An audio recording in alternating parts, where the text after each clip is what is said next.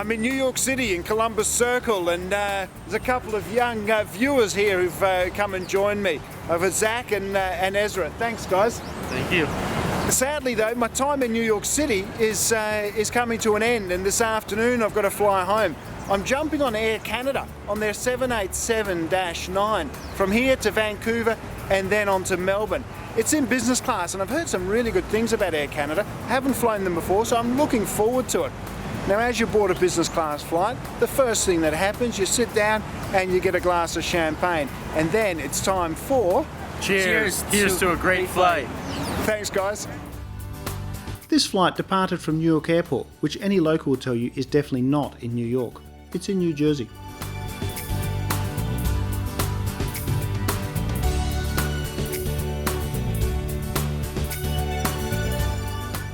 Check-in was quick and easy, and soon I was in the basic but adequate Air Canada Maple Leaf Lounge.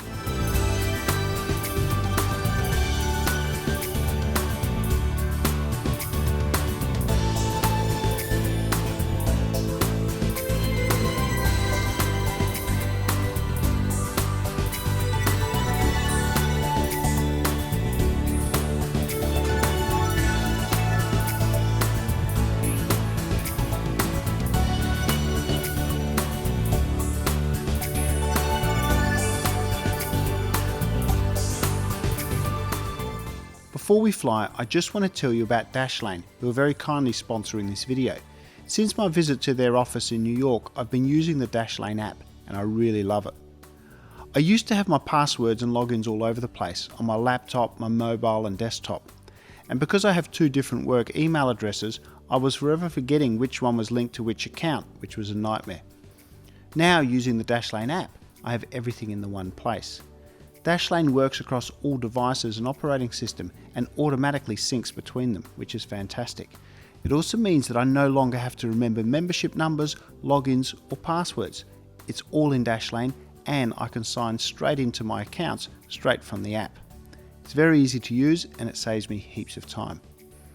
The super cool password generator has fixed my weak passwords, and Dashlane's patented security architecture means that everything is fully encrypted and safe.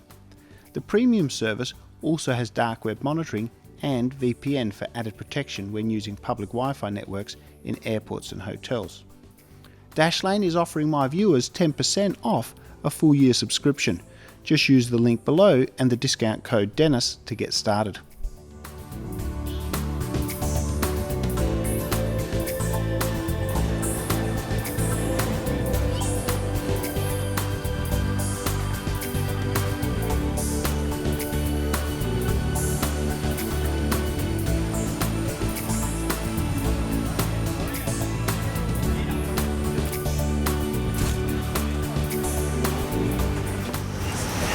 Cheers, here's to a great flight.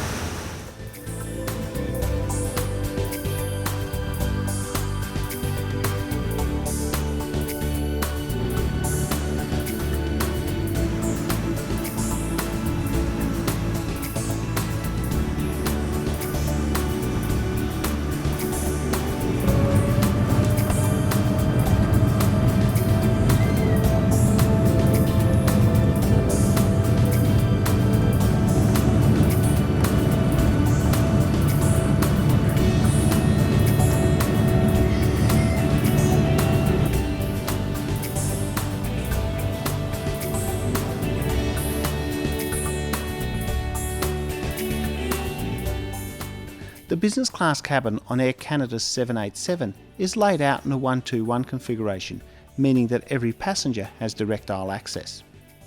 I really like this cabin. The seat walls are relatively high, so each seat feels very private. Yet because of the 787's high ceiling, the cabin still feels very roomy. The best seats for couples are the two in the middle. They are separated by a privacy screen, and logic would say that this could be lowered. However, that's not the case. This is a fixed panel, so let's just call these semi-couple seats. The seats themselves are excellent. I found them very comfortable with great support. A central control panel next to your seat allows you to adjust all aspects of the seat. This includes internal seat functions like lumbar support, adjusting the headrest and the firmness of the cushions. There is also a massage function. but it was very light to the point that I could hardly feel it. As expected, there was plenty of legroom. In terms of storage, there is a magazine rack next to your feet and another space under the armrest. There is also a handy locker as part of the side console to keep your phone and other small things. This is also where you find the entertainment system remote, the universal power socket and USB port. This side panel also gives you plenty of room to spread out. The tray table is a good design. It has various positions allowing you to easily get out of your seat when it's in use. This is aided by the fact that the armrest can be lowered. In addition to the overhead lights, there is a private reading light just over your shoulder. Once in the air, I was presented with the hottest hot towel I've ever had. Then it was time for a drink from the bar. It turns out that Air Canada's new signature cocktail features both whiskey and gin, with a top-up of cranberry juice. It would have been criminal not to try it. To my delight, it came with warm, dark roasted nuts.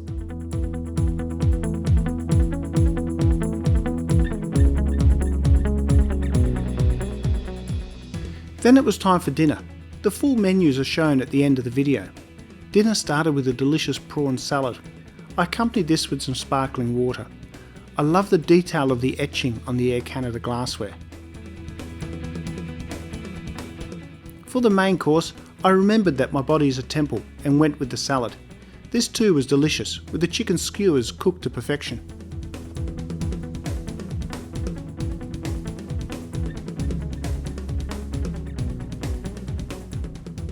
In the warm afterglow of all this healthiness, I had no issue saying yes to cheese and port.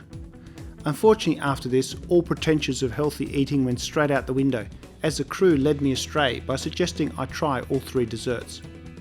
My mum will be pleased to know that I finished my plate.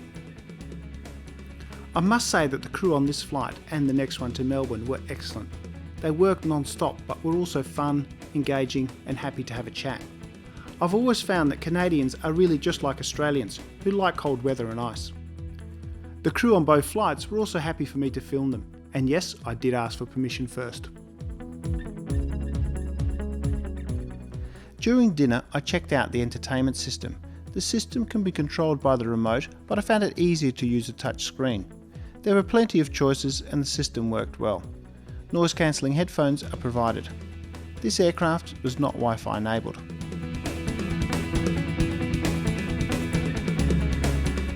On this first transcontinental leg, a basic amenities kit is provided to business class passengers. I spent the rest of the flight sleeping and only woke up as I could feel we had started our descent into Vancouver. More about the bed later in this video.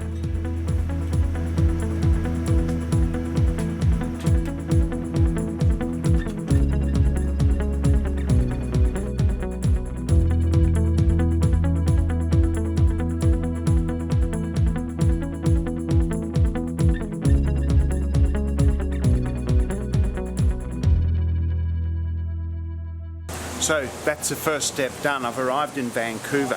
One of the things that Air Canada advertises is the convenientness of Vancouver as a transfer point if you're flying from New York through to Australia. Apparently this is an airport that is really easy to transfer through as compared to, say, LAX.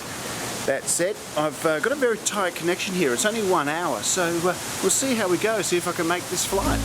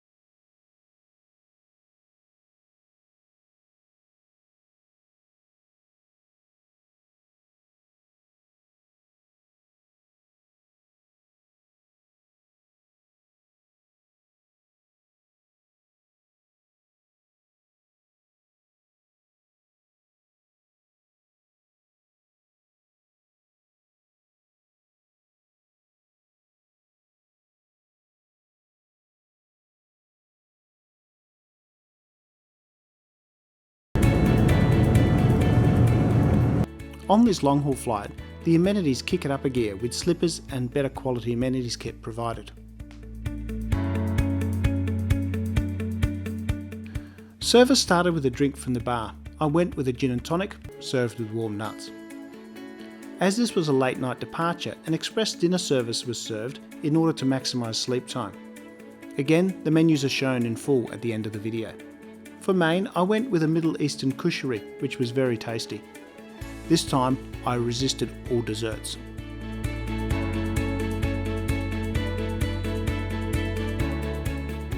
So unfortunately, Air Canada does not do pyjamas in business class. However, after 5 days in New York, I've embraced the tech startup look and am now a middle-aged man with a hoodie.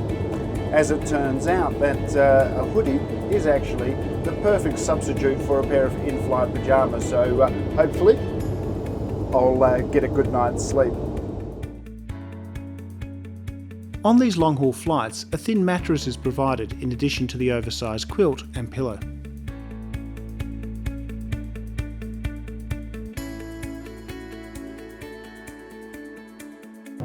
Okay, time to get some sleep. On a 15-16 hour flight, I reckon about 8 hours sleep would do me very nicely indeed. So we'll see how we go. Good night. I managed 5 hours sleep. Overall, the bed was comfortable but a bit narrow. When I awoke, we were literally in the middle of nowhere over the vast Pacific Ocean. I ordered an Earl Grey tea with a slice of lemon and some snacks to wake up. Snacks and drinks are available throughout the flight. The crew were excellent in this respect, with constant service available. Not long afterwards, and over the period of about an hour, I was rewarded with some stunning sunrise views out of the oversized 787 windows. This is why I love window seats. The unique electronic shading system on the 787 windows means that you can look out the window without blinding yourself or disturbing your fellow passengers too much. Now I know that fellow YouTuber Paul Stewart is not a big fan of these windows because some crews do lock them on the dark settings, but with views like this, I think these windows are fantastic.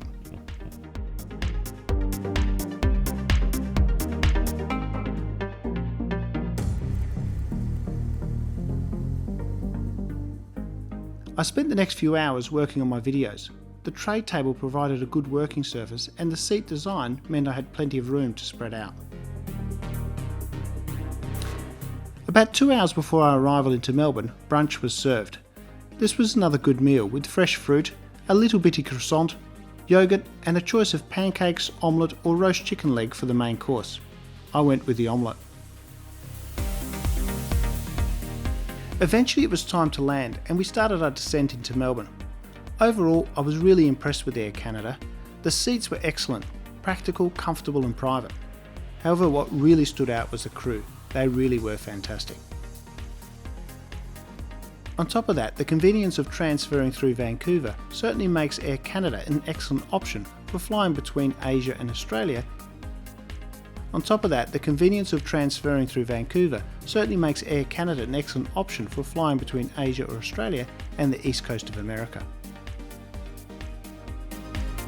So that was Air Canada. Thank you. Bye-bye. Really good flight. So 16 hours after leaving Vancouver and 24 hours after leaving New York, I've arrived in Melbourne. And I must say, I feel good. It was a very, very good flight. So on the basis of that, I reckon Air Canada gets a very big thumbs up from me. Thanks for watching. If you enjoyed that video, give it a thumbs up, leave a comment. If you haven't done so, please check out my channel where you'll find a whole lot more reviews and lots more on the way. In the meantime, as always, happy travels and keep your bags with you.